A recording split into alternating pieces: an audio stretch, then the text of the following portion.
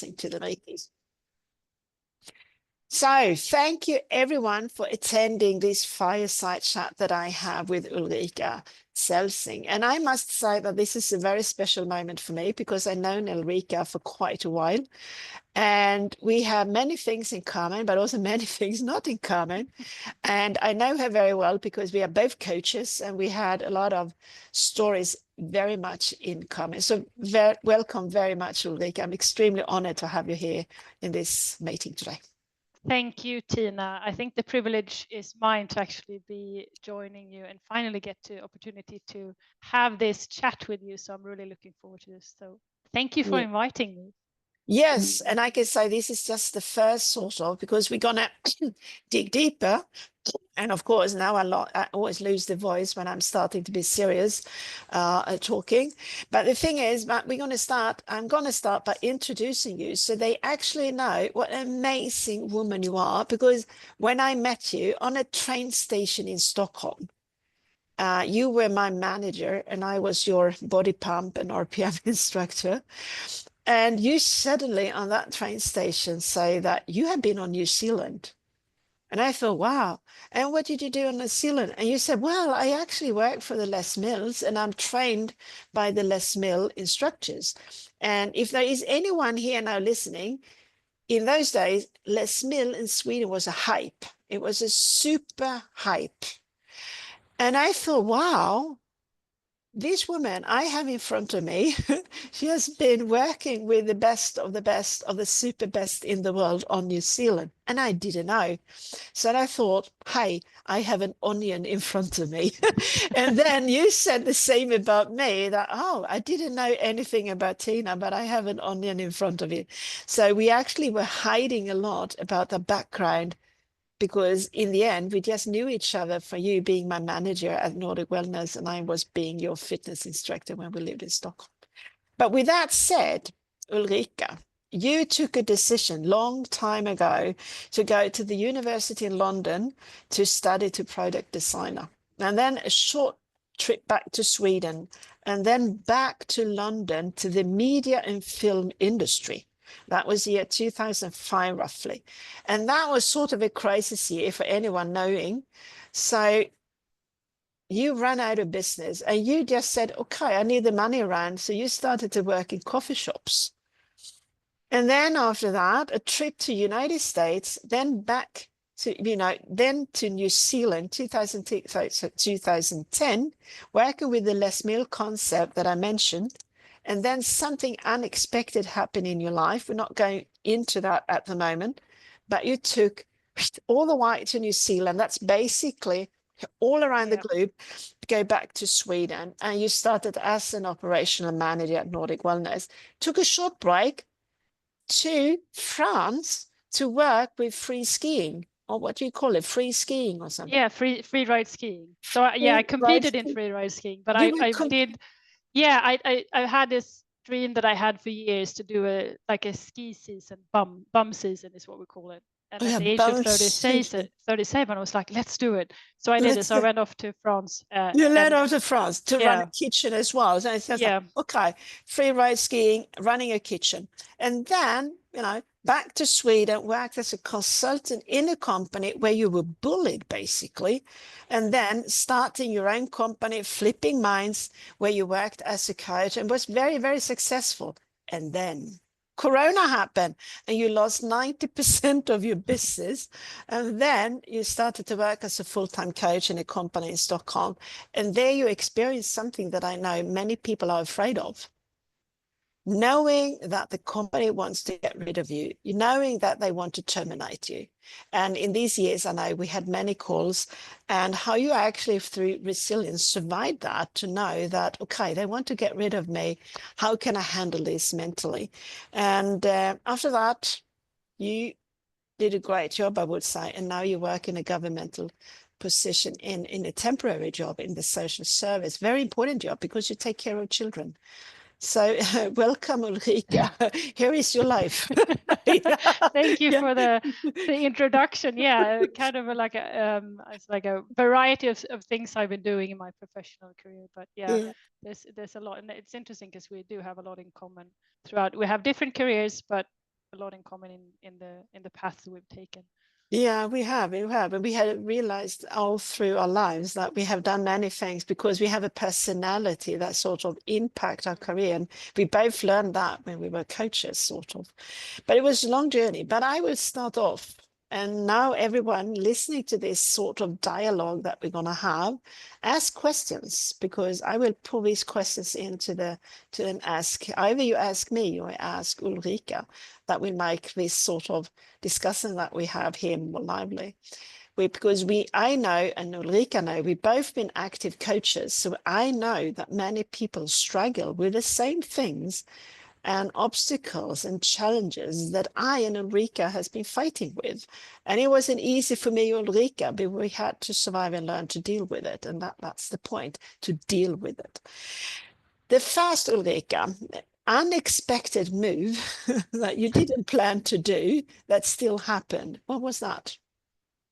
So the unexpected move that I actually said to myself, this is never, ever going to happen. And yet I've learned from this is to never say never, is that I spent 15 years abroad and I said, I'm never going to move back to Sweden. That's never going to happen. And yet it happened. That was that was my first learning that, yeah, just don't be very careful when you say never. So that was kind of a shock where I went through a divorce, basically. And I kind of, this was when I lived in New Zealand. I've set up my life in the UK. I've been away from Sweden for many, many years. And then I did that move where we moved to New Zealand, and then the relationship didn't work out. And I was kind of in this middle pathway of should I stay in New Zealand or should I go back to, where should I go back to? Because I haven't really, London, where I lived, I kind of said bye and goodbye to everyone and then resettled into New Zealand. So the first thing that kind of sprung into mind is, well, I should perhaps go back to Sweden then, because that's where I have my family. But that was a journey itself to come back to the birth country, feeling like I was going home. Yet when I went back to Sweden, it was everything but home. I felt completely out of place, basically, because I hadn't lived there for 15 years. You haven't been in Sweden for 15 years. So let's say now, what was the starting line? You've been away from Sweden. You left Sweden. What year was that? Just to give it some 97. So I was 19 at the time, yeah. You were 19 and then gone for 15 years. And of course, Sweden was a memory. Yeah, of course, I'd been home every now and then because I lived in the UK. I was home a couple of times every year. But then when I to New Zealand, then obviously I wasn't home that regularly. It's a long way and it's very expensive. And I hadn't seen my family for like 3-4 years. So the continuity of seeing my family had kind of become longer between this, obviously the distance that I moved away from New Zealand. So it was, but it's an interesting concept because we talk a lot about, moving abroad, and that's exciting and all the challenges that might have. Yeah. But for some reason, I found myself moving back to Sweden, and no one ever talked about what is it like to actually move back to your home country after being away. They don't. They don't. So that was quite a shock, and it took me many, many, many years. I would say 7-8 years to really feel like kind of I was settled back in Sweden. I still feel, I would say I'm not typical Swede because the vast majority of my adult life I spent abroad. I spent in different cultures and different countries. So I don't see myself as typically Swedish, but this is also something that's kind of interesting, a mix in the pot when you talk about returning back home, and yet home isn't home. So that was a difficult time for a lot of years. What was the most difficult thing you think to return back home that you didn't expect?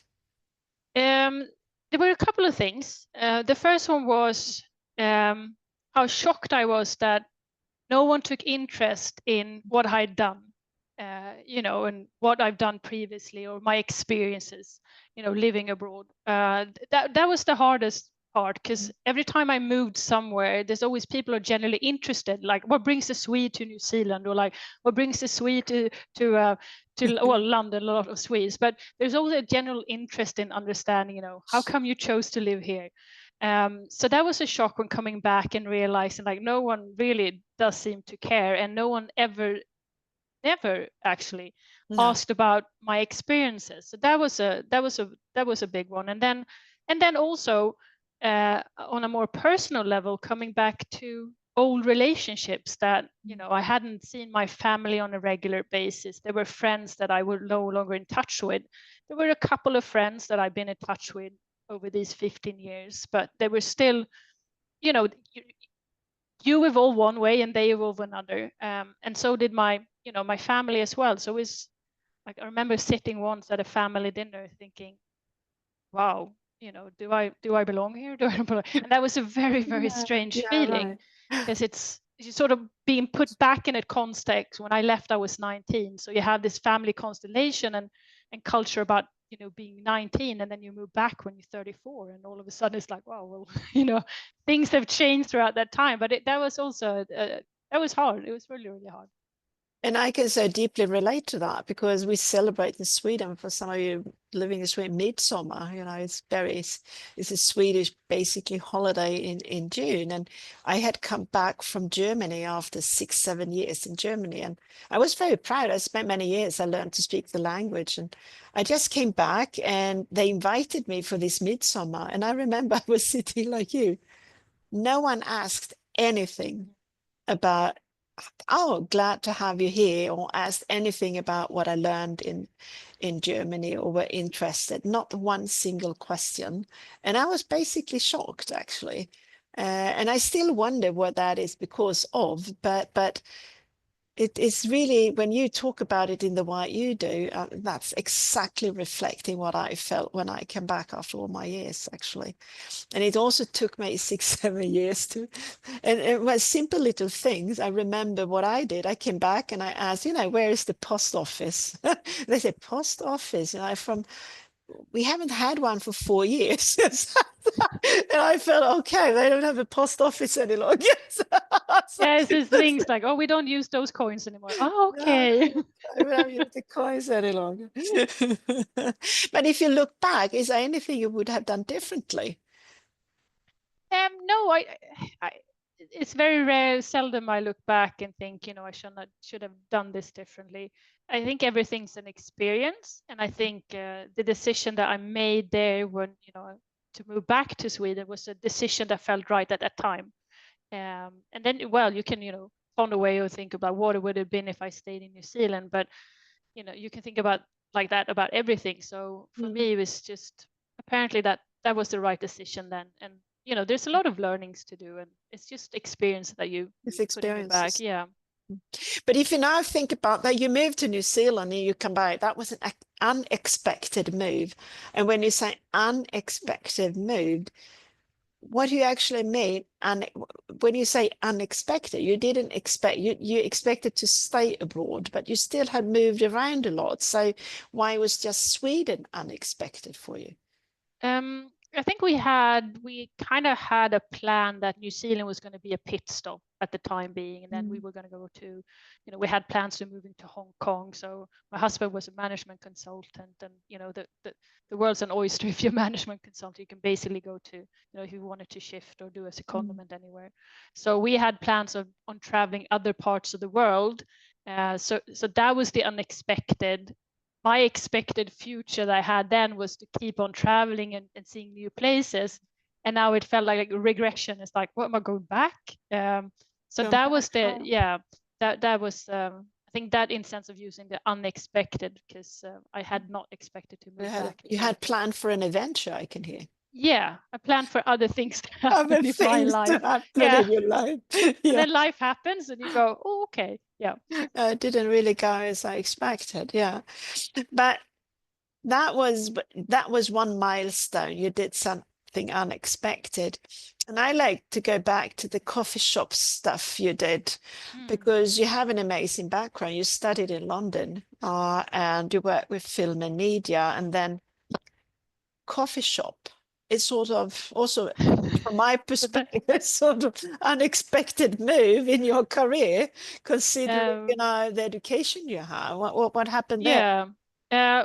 The thing that happened was like I joined the film and industry when it was really at its peak, and it took a drastic turn. They stopped producing films in the UK. Mainly American film productions got a tax refund if they produced films in the UK, and the tax rules changed in the US. So there was like a string to no film production were being made, and that was when I just entered, my career. And I was like, okay, so what do? I need to pay the rent in London. It's expensive. I just gotta get a job. So I remember like printing out my CV, going down to the high street in the area that I lived, went into every single bar, every single coffee shop. I went into shops and everything, and just left my CV like, are you hiring? I need a job. And then eventually, this coffee shop said, yeah, we do actually, we need a barista. Do you want to come? Do you want to start tomorrow? Yeah, why not? And that's so when you're kind of desperate for money, and I've never had the prestige in this job isn't good enough for me. It's in terms of when you need a job, I'll get a job. You Doesn't get a matter job. what to pay the rent. Yeah. Yeah. I know your energy, that pushes you. But I'm a career coach. Yeah. So Yeah. I know some people listening here today, and I say, never run into panic, because that's the moment you take a bad decision, So if you look at it from that perspective, it's just like that you are running in, not in desperation, but more in sort of fear than resilience, because we're talking about resilience in your career, to be strategic and taking the right move. So looking at it, seems to be like, wow, oh, no money, I have to do something. And it reminds me about some of the clients I have. Tina, and I say, hey, you have money for 6 months, you don't have to run yet. I know you don't have to run yet, but it's some sort of panic going on. So if I ask you and you look back, because you are a coach today, so how would you evaluate your own behavior? If you were a career coach today and give advice to your clients, yeah, I would say, maybe stop for a minute and really, really figure out, because I think you touched on something there. There's always an underlying something underlying to why we behave in certain ways, and our behaviors. And for me, that behavior was, feeling secure that I had the financial security. That stressed me out. And looking back, and what I probably could have given advice to myself when I was younger is like, all right, just stop for a second. What is it that you really want to do? Like, start thinking about long-term goal. Where do you want to be in 2 years' time? Where do you see yourself? And start figuring that out. Maybe not necessarily have a clear goal, but also starting to understand your pathway forward. What happened in my career early on was like I was going in this and this and this, and I had no clear strategy. Fun at the time, I always found like I would always say, oh, this is an advantage because of this and this.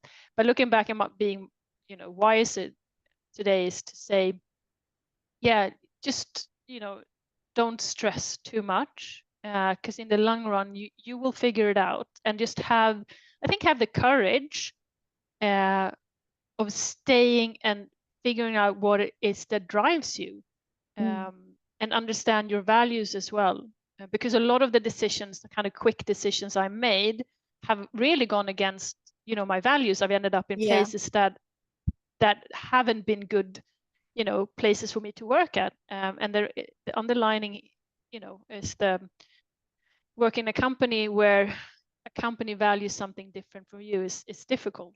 Yeah, you can build resilience, you can stay there, but the question is it good in the long run? It cost me my health, and I know it cost you as well, Tina. Also my health as well. Yeah. Because we have done something similar, and I'm coming to that here now, actually, because you're touching on it yourself. It is when you take a decision in your career that you actually know is not the right decision, but you still decide to do it. And you did that when you went to France. And you knew, Ulrika, don't do this. Don't go to France, even though it's nice skiing and it's going to be great skiing and all that. You knew with your stomach, don't do it. And you did it. With you now being your own coach, what is that? Well, I can clearly see the patterns today. Yeah. It's a couple of things. It's like, wow, do you want me to come and work for you? No, I feel privileged. Someone wants me. Yeah, you're flattered by someone, offering you, wanting you to come and work for them. It is, it's a kind of a stubbornness that's not always a good trait. I always say like traits have a positive and negative side. But this was a stubbornness of showing like I'm competent enough to be able to run this hotel kitchen in a hotel that's basically is non-functional. I could have easily said, you can find someone else. I don't want to be part of this journey.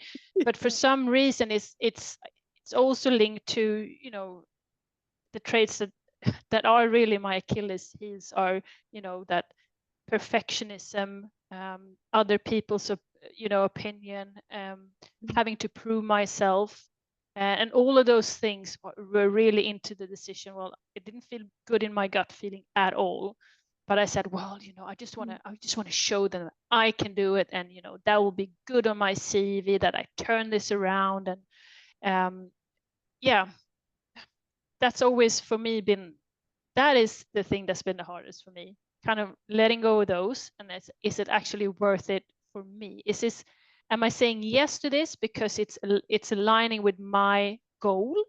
But if you don't have a goal, then you can't answer that question. You didn't have a goal. So, no. so this is something, I say to my clients, how can, in the career coach, you need a direction. Otherwise, you're going to be like a boat and you can't steer it. There's no harbor. At least you need to know a direction. So this is super important. It's like many say, okay, Tina, I want your help to write a CV. Yeah, right. That's no problem. You can go to canva.com, but you need to put something in and that needs to have a direction. Yeah. So otherwise it's going to be like me once upon a time, but I don't say that, of course, but I did the same thing like you. I didn't know really. So I thought, well, I say yes, and then I see what happened. And it's not good enough. It doesn't work.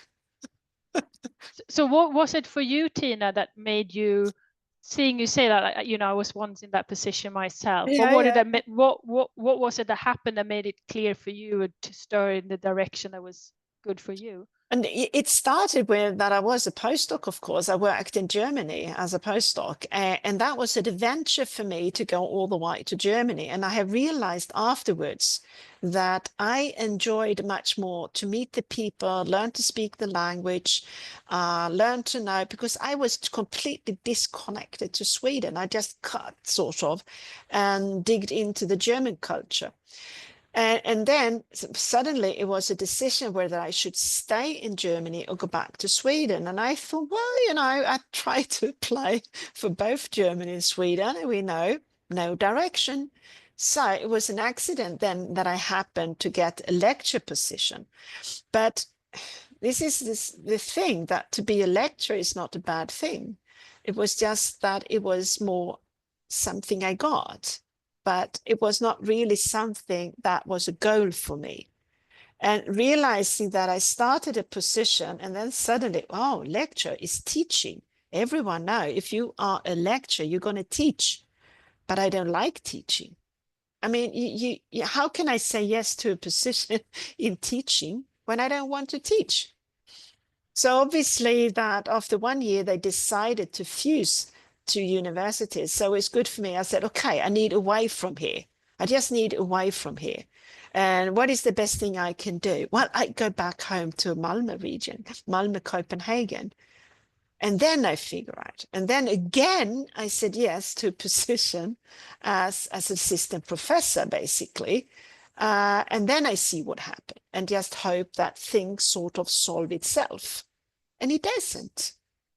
It just doesn't solve it by itself. So it was I did two moves that were obviously in the wrong direction.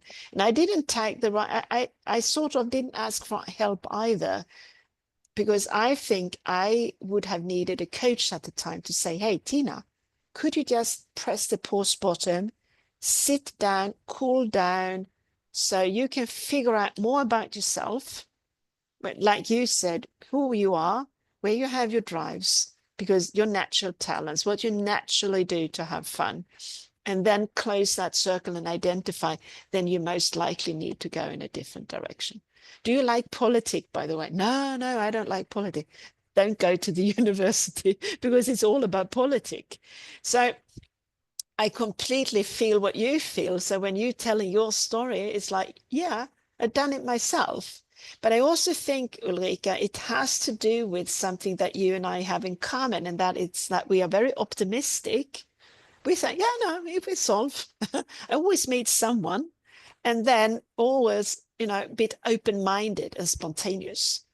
And for that, we need people with some facts that actually sit down and say, hey, Tina, Ulrika, no, that's very good. Now we're going to look on the fact side here. 1, 2, 3, 4. So we start to think a little bit differently. I don't know what you say, but this is my reflection of it. Yeah, I would have needed a counterpart there. Yeah. And I would definitely have needed someone like a mentor, instead of thinking I can do this on my own, or I don't, who do I need to ask for help? That's a bit of pride in there. That's also got to be a bit of a pride in there. Yeah. And this is for me having the title docent. Should I ask for help? I know best myself. Then of course I have a little bit of that in me. I probably can figure that out. But I still think I can see it, and now I'm sitting thinking about my mom, my family, that the women are in our family, they are very optimistic. It will fix. If I do something, it's better to do something, and then I figure out. I sort of have that in me. Yeah, it's what's the worst that can happen? Well, I don't want to regret not trying it out. Has always been a mantra. I don't want to be at the end of my life thinking, oh, I should have tried that, or I should have tried that. it. Yeah. And yeah, like you say, if you are a person like both of us are, very open-minded, curious, because that's one thing that's been a drive. Oh, I just want to try something. Why not? Let's see what happens. That's also a curiosity can be it's fantastic. That's how you end up in the coffee shop as a barista, You're from film media to coffee shop. It's just sort of amazing, yeah. But you ended up in a coffee shop, and I was the assistant professor ending up as a sales representative at Manpower. So, I mean, yeah.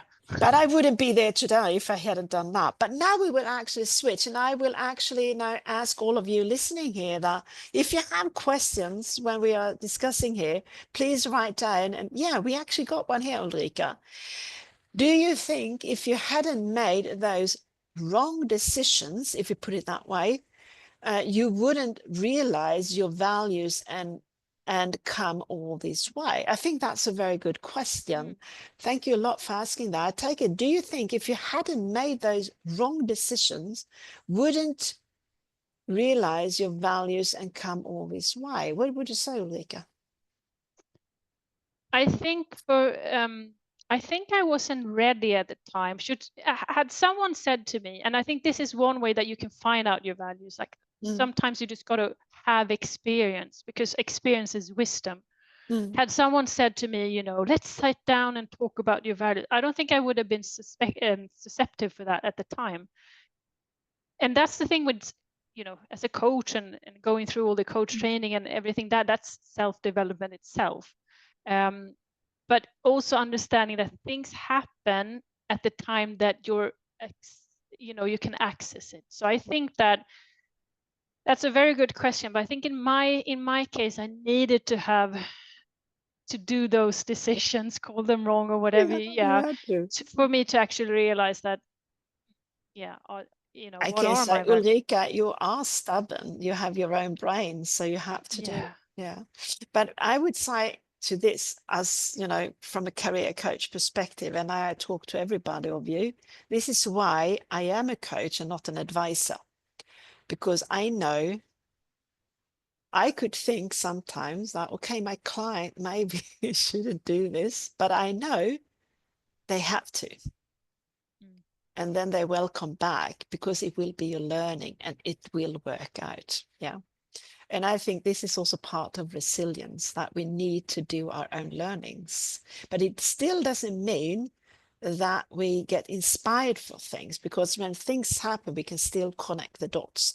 Okay, that is maybe what that coach mentioned, or what Ulrika said to me once ago here. Okay, yeah, okay, now I understand. I shouldn't have done it, but okay, now I did it. Yeah. The important is not to see it as a failure. No, exactly. I can probably, it's like reading a book. You read it the first time, then you read it the second time and the third time, and you keep discovering new things. I think this is I would like to draw that metaphor. It's like, you keep reading your own book, but you put in new experiences, and then you start connecting the dots along the way. It took me 5 years to understand my coach. That sort of gave me a slap over the face. At the time, I was super angry, but she basically said something to me that I, at the time, thought was very rude.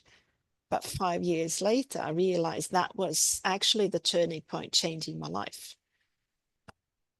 And if, okay, now I got it. Now I understand what she said. Yeah, now I got it. Now I got it. Very Do you want to share what she said to you, Tina? Yeah, she basically said that, Tina, you can be very successful. You just need to learn to know your better self. Yeah. And I thought, what's she talking about? It was just something she said, but it was a smack, because I decided I know what I want. I know myself. You just have to be the better self, and everyone can change. I think everyone can change was maybe what made me angry, because I needed a mindset shift. Yeah, and I think this is we're all different individuals. We come from different backgrounds. We have different experiences, culture, all of that. So one thing I've learned along this crazy journey of mine is to understand also that what works for one person is not going to work for the other one. So one person might have come to the insides at the age of 25. And I came to the inside at the age of 37. So my coming in, it's also different. And I think it's you have to have that experience to help you understand what's truly important and what you value in life. This is when my client asks me, Tina, what do you think I should do? I say, if you really don't know if yes or no is wrong, you really don't know. Since both you and I have been in those positions, it's better to take an action. So if you feel like Alice in Wonderland, you don't know if you go for A or B, then it really doesn't matter. Then it really doesn't matter. It's just about the learning. And the important thing, if I look back and I listen to you here, for me, is that I have learned to know new people. This is how I see my journey. It's not the jobs I had. It's not that I'm running my own company. It's actually the people I learned to know on the journey. That is sort of building your network and adding skills and sort of getting an idea of what will happen, what new things will come in. And I think that is also sort of a driving force in the end. So if you really don't know, say yes. Why not? And I like how you start and you. It's also when I ask clients like, am I on the right pathway? Well, you don't know unless you tried it. Try it, and then you realize if this might be working or not. Then try another pathway. It's not like we're gonna pop up with the right solution, what we want to do in life from the get-go. So I think it's experience, and also like you said, it's to value different things than only the career itself. To have some, expand your views on what am I actually learning or gaining right now, right here. Yeah, I think that's, and you touched on something before we change topic here. Now we're going to go into another phase of Ulrika's life here, but we have talked about that before the meeting and in times in general. That is security. Maybe the importance of building up some sort of security money-wise, so you have a buffer system. I know the difference between having very little money on the bank account and starting to have some sort of buffer. Because one of these things that made me move over all the way to burnout, which by the way, going to be published in a blog here, that is that I had no money security. So I was afraid of being unemployed and not being able to pay my bills. That is not a positive drive at all. So if you can remove that by be clever, saving money in a smart way, so you can afford to have at least half a year or 1 year on the bank account, so if this happened, it's okay. That would have made a lot of difference for me in my life, I would say. What, Ulrika, with your experience, what would you say? Absolutely. Had I been a bit more financially smart when I was younger, I think that could have changed it a little bit as well, to know that I had a buffer and not feel that stress and anxiety of having to get something just to be able to pay my rent. So yeah, definitely it would have made a difference, because then then you can feel secure in knowing that my bill's going to get paid. I got a roof over my head. I can can fill my kitchen with food. And those are the kind of the stress factors you want to remove when you're in a position where you feel like you don't know where you're heading with your life. To kind of eliminate all the other things that might put that external stress on you. Absolutely. And I would highlight that for those of you listening here now, that if you have some savings, you probably will be a much better manager. A manager having some financial security. They call it in America financial and wealth security, will make a big difference on your health, on your mental health also. We got a question, Ulrika. In trying different pathways, do you take a calculated risk or just go for it? Good question. I'm very risk averse. Never do calculate my risks. No, I think I should calculate a little bit more, but no, it's I never calculated my risks really. No, you didn't. No. Yeah. And Nuno has a question here. How was it for you to have so different jobs? Has it made it difficult to progress in your career? How have those different experiences contributed to your development between the different jobs? Good question. Great question. Yeah. So the thing I see as a huge advantage with having such different jobs and trying so many different career types is I'm super adaptable. I will dive into a new job without any problem. And it could be like a really dysfunctional job as well, but I'll just manage it because I'm kind of used to it. The beauty of it is as well that there's a lot of jobs that I can apply to, which in one way broadens the market for me, because I jump from one thing into another thing. But you have to be able to translate those skills. So you need to be able to know like how are my skills transferable. You're able to sell yourself basically in understanding what you can do. But I think for me it has been only positive in that sense, that I can do a lot of things, and I'm good at a lot of things because I tried a lot.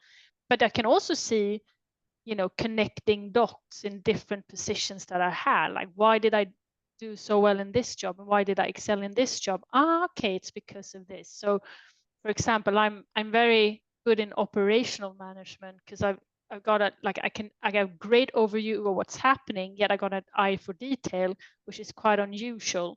So so that's one of my strengths, and I'm very good at handling things that just come in and need to be sorted. That's one of my strengths as well. I rarely get stressed or feel like, oh, I don't know what to do. But I think that's my character skills, but also, of course, being used to changing jobs and trying new things. So that builds my confidence in wanting also to try something new, because I know I've done it before. So I like to highlight the advantages of trying different things. Yeah, I think it's from your perspective, Ben, but I remember when we were sitting with your resume, this is again how to get it down in your resume from, because you've done so much, so you're extremely experienced, and that needs to be highlighted in your resume, of course. But you haven't heard everything yet here, because there's another thing that Ulrika for sure can share with you, and that is that after, now I have to check in my paper here, after Corona, when, Flipping Mind was your own company, because you successfully were running a company that was acting on global basis. And then Corona came and said, boom. And suddenly you were there and you only had 10% left of your clients, and you realized this is not going to work. And I still remember when you signed that contract with a company in Stockholm, you're going to work as a coach 100%. And how many clients did you have per month? Just to give them an idea of how many clients you were coaching. So I had a portfolio up to 100 clients that I had on a regular basis. So that would mean I would have about 6 to 8 clients per day, coaching about 5 days a week. So it was a lot, and I saw them on a regular, like every second week to a month. But when you have that many clients, it's a lot of hours spent a day coaching. Yeah. Just to give it perspective, if I have that in 3 days, I'm exhausted. Yeah. When you work and I have private clients, I make sure I coach maybe 3 days a week, and then I can give a training or something else. So this is a huge amount of clients. And the company put KPIs on you, key performance measurements, if you put indicators, if you put it that way. So you had to perform as well. You were evaluated extremely strictly. And you couldn't evaluate the clients, but the clients evaluated you. After a while, you started to feel, I have a feeling of they want to terminate me. Can you describe that moment when you started to feel they're going to terminate me now? It was quite early on, actually. Only like a couple of months in. I remember I had a call from my manager in regards to just a client who wanted to change coach. And in the coaching industry, it's not a big deal. It's like if chemistry is not right, that's fine. And after coaching for such a long time, I said, absolutely fine. Let that client change so she finds a coach that's more suitable for her. No big deal for me. Yet it was a big deal for them. And after that conversation, I just felt, okay, this is different. I never had this before. And I worked in a consulting as a coach consultant for years, before that. I never had a conversation like this. So, okay, I said that was different, and I didn't really know how to handle it, to be honest. So I felt like, okay, what, am I doing something wrong? But I don't think so. No one said something. But of course, it could be that I've done something wrong, right? And then it just kept, these strange conversations kept happening, and I realized these are, KPIs that were measured on me, but not anyone else in the company. So I started realizing there's something else behind this, and it was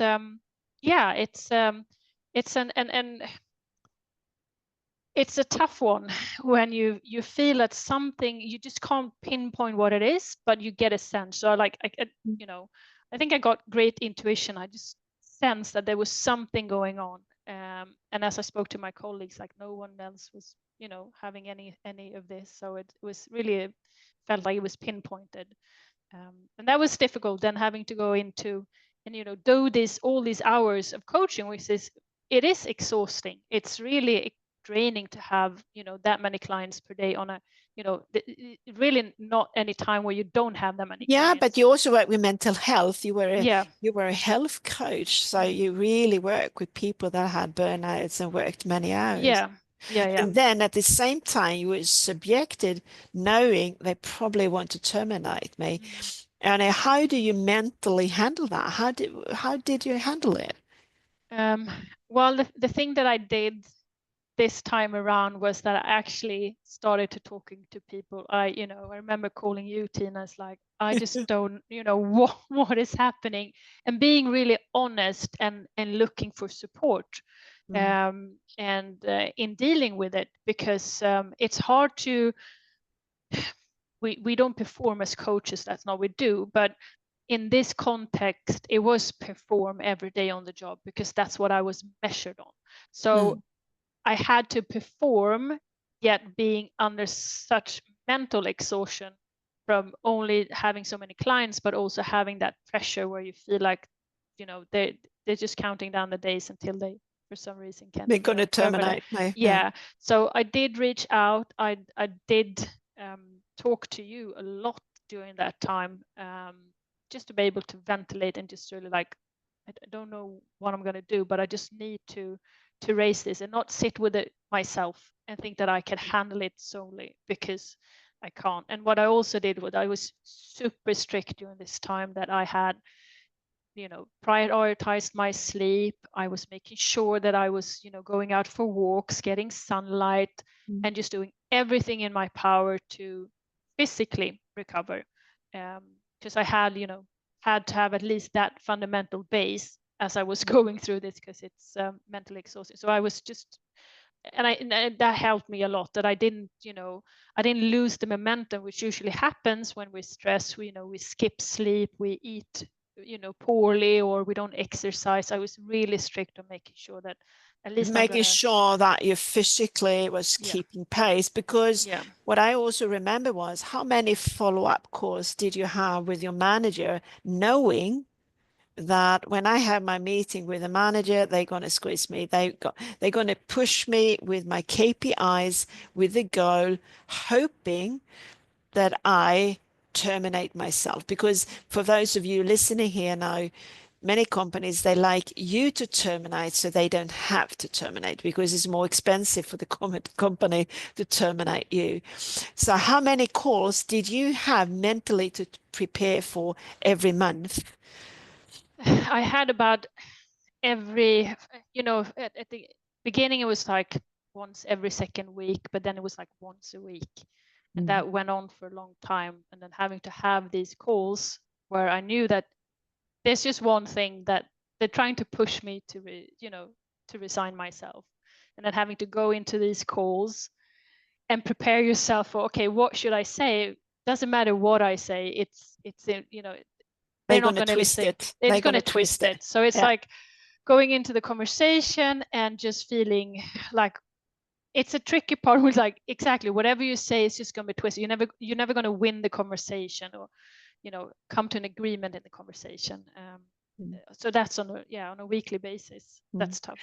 What made you being able to actually survive for 1 year? What was the goal to keep on going, and not basically, why didn't you just quit the job, basically? And say, hey, hasta la vista, I understand you want to get rid of me, I leave. But you didn't do that. Why? I think part of me wanted to just prove that, you know, I'm not doing anything wrong. You know, I'm not a poor performing coach, which I wasn't, because these KPIs were just they were just ridiculous. So I think I just needed to prove to myself, because it did take a lot on my mental toll, that I did start to question myself. Oh my God, what am I really doing? Can I even coach? You know, should I even be doing this? And I had a lot of struggle with that. I think I just wanted to prove to myself that it hasn't got anything to do with me or my competence or my capabilities as a coach.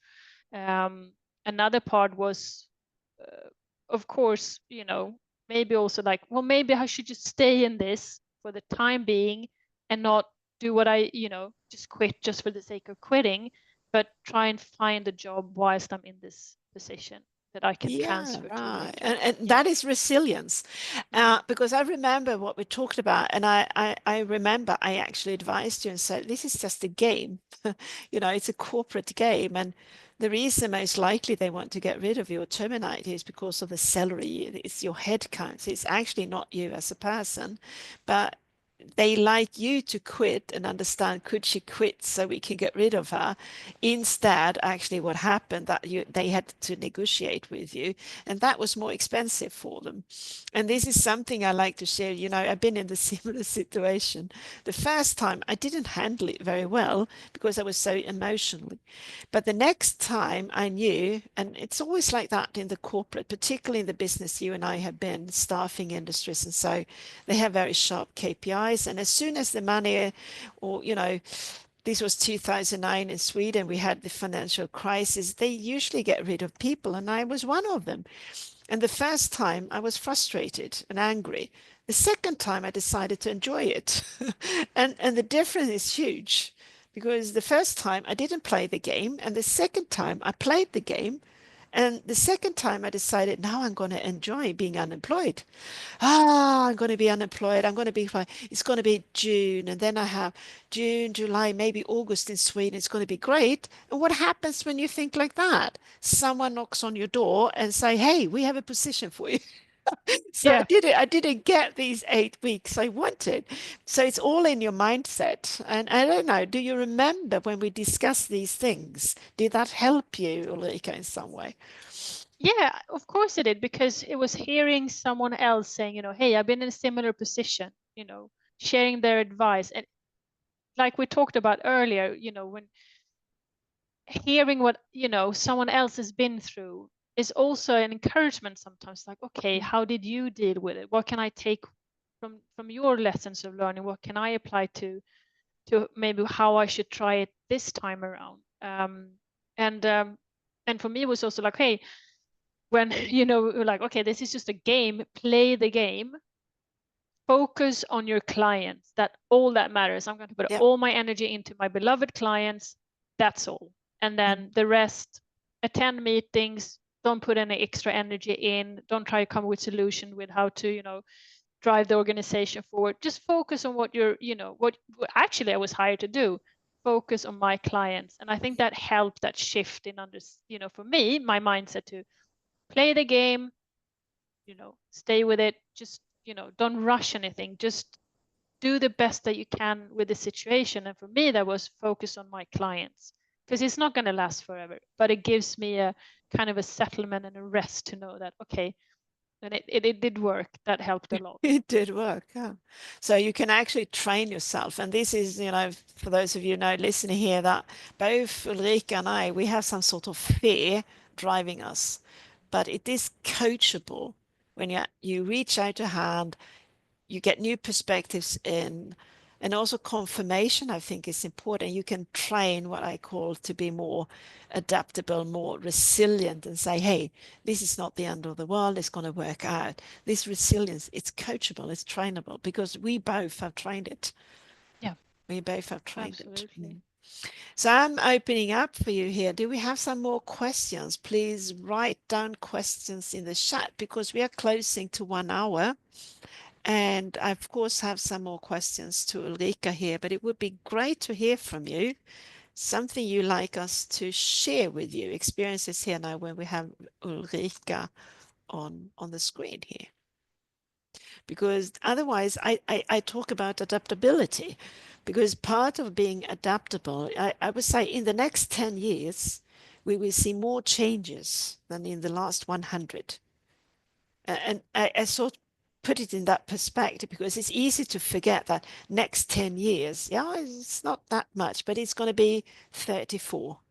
29 here where I live, it's going to be possible to go by train from here to Hamburg in 2.5 hours, to Berlin in 5.5. So it's a shorter distance from me here to Hamburg than to Stockholm. Only, 2029. Imagine then in these years, a couple of more years, there are going to be more changes than in the last 100. Realizing I have parents that are 1992, knowing when they were children, they had no electricity. So looking on your career, I can see that you have used and trained yourself to use many of these success factors, as I also call human skills, being optimistic, adaptability, also building resilience. You don't need to be born with resilience. It's coachable, it's trainable. Yeah. It's also so that you could be born not to have learned to ask for help. You have learned to ask for help. And you, even though you once didn't have a strategy, it doesn't mean you can't get a strategy now. So it's not so that I look back on my life and say, oh, no, no, no, no. It starts here and now, and the rest is what you have learned. So looking on adaptability, you have actually many of these things that you have trained without knowing it. Another part of asking for help, which is very important, that I also hear why it's important to be coachable. That is when we coaches say that when you can take feedback, even tough feedback, take in new perspectives, also other people's perspectives, views, and opinions. It doesn't mean you have to agree on them, but at least take them in. Because in my case, I got feedback from a coach and it took me 5 years to understand the feedback. But it's okay because when I understood the feedback, okay, yeah, right, right. It was a relief because suddenly, wow, that's what my coach meant. Okay, probably I'm ready now. So looking on you, Ulrika, you have trained your adaptability enormously, but since I know you for many years, I know you have grown it even more because you started to ask for help. Yeah. Amazingly enough. Sometimes it happens. Sometimes it just happens. Yeah. Mm.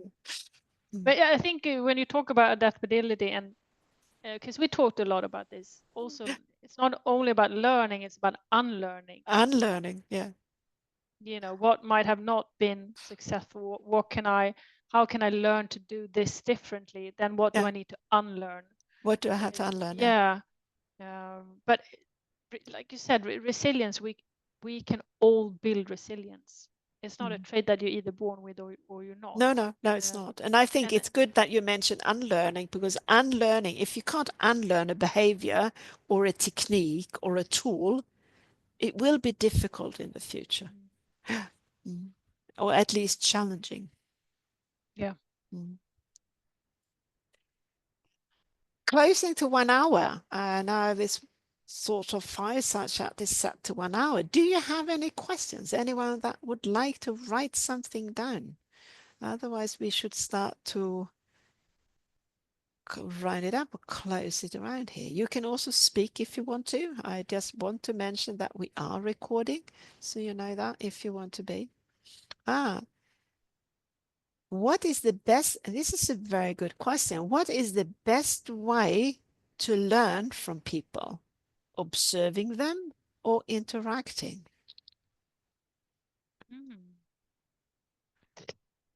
Oh, I like both. I love observing people. Mm. It's really interesting. It's like if you're just sitting and watching passbyers go by, or sitting in a meeting and just observing. And I think this is something that I learned within coaching as well, to be much, much more observant of what goes surrounding my surroundings, because you can learn a lot about dynamics by observing people. Interacting, of course, I think is fantastic as well. And you said it before, Tina, but as a coach, and I always say, well, I learn equally as much from my clients, really, because you do learn a lot about people, and you can also Yeah. see a lot, like, there's some common things that we all find difficult or we struggle with, and it's kind of interesting when you coach thousands clients. I've coached not as many yet, but still over 600-700, and it's just interesting to see, like, there's some pattern that always evolves. It And I is. would say, the more you work with people, and we all work with people, we can't say I work in um, construction, or I work in finance. No, we work with people. We always work with people. So I think we have a lot to learn, and you can both by observing and interacting. I think that there's huge values to both of those. What would you say, Tina? Yeah, I think I have been, I have always been an observer. I sort of also standing outside of the group, and then I sort of try to see what's going on with people. And I have learned to interact more and learn to be better in interacting by asking more questions than telling people. I like to teach. And that was a habit I learned in academia where we, we tend to teach people. And I had to unlearn, if I put it that way, to be more sort of interacting by being curious about other people. So I would say observing is something I naturally do, and interacting is something I had to actually learn doing. Both are very important, but you're pointing for something that's, you said you can learn from your clients, and that's indeed what we do, because it's people and human interaction. And when you have a relationship with clients over years, which I have, it's the most amazing thing for me as a coach to see my clients grow on that journey and see how they evolve and succeed and grow beyond what they actually thought was possible. That is such a huge, I don't know how to express it actually, that in those moments, I think I had the best job in the world, most rewarding jobs in the world, to see other people grow. Seeing people that didn't believe in themselves and then signing contracts and growing as leaders and human beings. It's like, wow. And then you see them on LinkedIn and they're signing a contract. Wow, without, oh, wow, I know that person, you know, that is an expected reward that I didn't know could happen when I started to work as a coach many, many years ago. So I think human interactions, and talking about adaptability in AI here, and we're going to go into a technology driven, AI driven world. So this interaction, human interaction, is going to be more and more important. What is the human part that we add value to? So AI can do the boring part in our lives, maybe. Yeah, and we get to do the best part. With the best part, So that's how I see it. Yeah, we maybe have time for one or two more questions if you have them. Otherwise, we start to round up here, closing it. But it's been absolutely extremely good questions. I was very, very, very fantastic questions you have asked here. And Ulrika, we are coming to an end unless there come a question. I was like, thank you a lot for this amazing fireside chat or chat that we have had here. You have been being so open-hearted and sharing so many new personal things I haven't heard yet, even though I know you for years. And that's very brave. It's extremely brave, and I show that is why you are such a role model, both as a fitness instructor, as a manager, as you are today, helping children in in difficult situations, but also as a coach. So thank you a lot, Ulrika. Well, thank you, Tina. This was an absolute pleasure. And yeah, I say also fantastic questions. So thanks for asking those. And it was lovely to have spent this hour with you. Yeah. And hopefully, you're leaving with something new. Mm. And we will be back. And I can We tell for will. you, yeah, we will, Yeah. because I'm going to start a new podcast soon here. I haven't set the date, but there will be a podcast. So I hope I will announce. So if you are not subscribing to my newsletter, please go to passagetopro.com and subscribe for my newsletter. Or you can mail to me on tina@passagetopro.com, and you will not miss any sort of information or any other workshops or events or podcasts that will come up in the future. I promise I will keep you on the toes for everything that comes up in the future with AI, human skills, or anything. So thank you a lot. And with that said, Thank you. I close the recording here.